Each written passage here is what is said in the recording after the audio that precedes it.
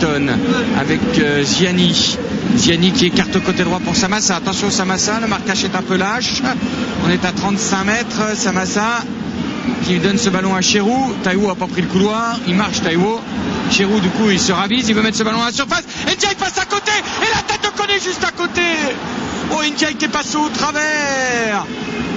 Sur ce dégagement qu'il a voulu faire au point de pénalty, il a raté le ballon. Koné a repris ce ballon de la tête. Ça passe à côté du poteau gauche de Gennaro Brasiliano qui en plus n'avait pas esquissé le moindre geste pour la simple et bonne raison que il pensait qu'Alfred Ndiaye allait dégager cette ouverture de Cherou. Ndiaye passe à côté, la reprise de Koné de la tête qui passe juste à côté du poteau gauche. Grosse occasion, hein, pas encore. Avec Brison pour Dia qui récupère un ballon. Issa, est-ce qu'il va marquer? Ouais, c'est pas possible. Une paire de balles dans la défense centrale marseillaise. Et l'AS Nancy-Lorraine qui récupère ce ballon. Et Issardia qui marque son 3e but en 4 matchs de Ligue 1. Il s'est retrouvé seul face à Mandanda.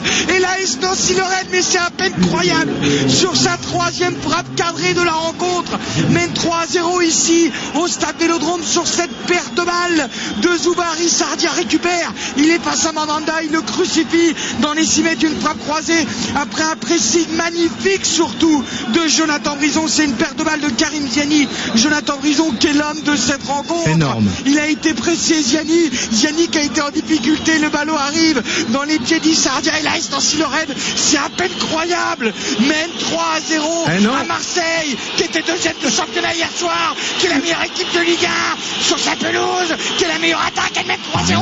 C'est hallucinant. John Brison, énorme ce qu'il va faire. Il est allé le chercher. Attention, connaît Samassa, la frappe. Non, il peut pas frapper. Il est obligé de remettre derrière pour Ben Arfa. Repris par Brison. En Brison, une statue Plastan. Je lance une pétition. Énorme. Une statue pour Brison Plastanislas. Il est monstrueux. Énorme. Ce qu'il vient de faire sur le pressing, c'est extraordinaire. Il l'a pas lâché, hein. Il l'a pas lâché jusqu'à récupérer le ballon et donner ce ballon donc dans la profondeur à Issardia. Bravo John. C'est pas possible. Énorme. Nancy qui marque 3 buts à l'extérieur. Nancy qui est d'une faiblesse infinie en attaque depuis le début de la saison, il faut le dire. Nancy qui... Laurent, vous savez que Nancy est l'équipe qui cadre le moins de frappes. Mais là, ce soir je crois qu'elle a cadré les 3. Ce soir, c'est ficelle, hein. Ficelle. Hein. Extraordinaire ce qu'ils sont en train de nous faire. Oh, quel cadeau de Noël pour les supporters de l'AS Nancy-Lorraine. Déjà, prendre un point ici, c'eût été génial, mais là, ils vont peut-être en prendre 3. Ils ont quand même, pour l'instant, hein, si les choses en restaient là, 11 points d'avance sur le premier relégable, Laurent. Hein. Oui. Ça commence à causer. Hein. C'est bien ça. Avec Benjamin Gavanon sur le côté droit, le pied droit enveloppé, il tente le coup franc directement, c'est sur la base du poteau gauche de Mandanda. Oh là là, encore une belle occasion pour les Nancéens. Bon, je pense que Mandanda était dessus, mais il n'y a pas manqué grand chose. Hein.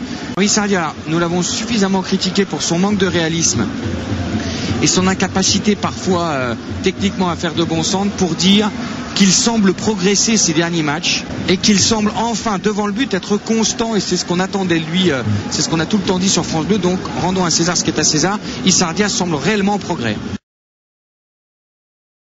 Ziani qui n'a pas de solution, il est pressé par Berenguer, il met un long ballon quand même pour Bonnard, le centre de Bonnard, au point de pénalty, la prise de Koné au-dessus. Oh, l'arrêt exceptionnel encore, l'arrêt exceptionnel de Gennaro Brasiliano sur cette frappe à bout portant du gauche de Baki Koné. Elle est certes au plein axe, mais elle est surpuissante et Gennaro Brasiliano repousse ce ballon au-dessus de la barre.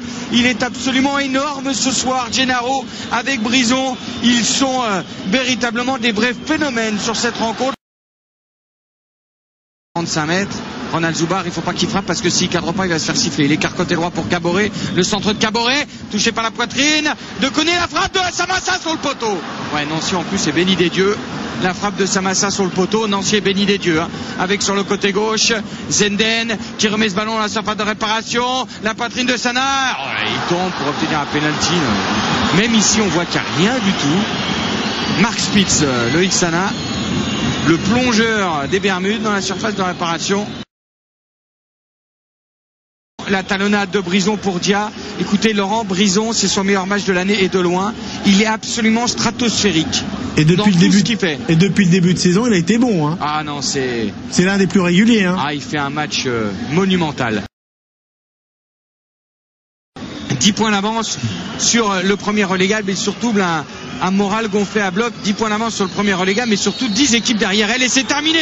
Nancy réussit un exploit ici et s'impose à Marseille 3-0, 2 buts de Youssouf Hadji et un d'Issardia. C'est fantastique ce qu'ils ont réussi à faire, les joueurs de la Nancy-Lorraine. Mérité, à mon avis, mérité. Dans la combativité, dans le combat tactique, dans le réalisme, dans l'occupation du terrain, dans la débauche d'énergie, dans le pressing, Nancy mérite la victoire. Certes, Marseille n'a pas été réaliste. Marseille aurait pu ouvrir le score en fin de mi-temps sur cette frappe de Ziani qui aurait pu changer le match. Mais avec Dessy, on coupe du bois et Nancy s'impose 3-0.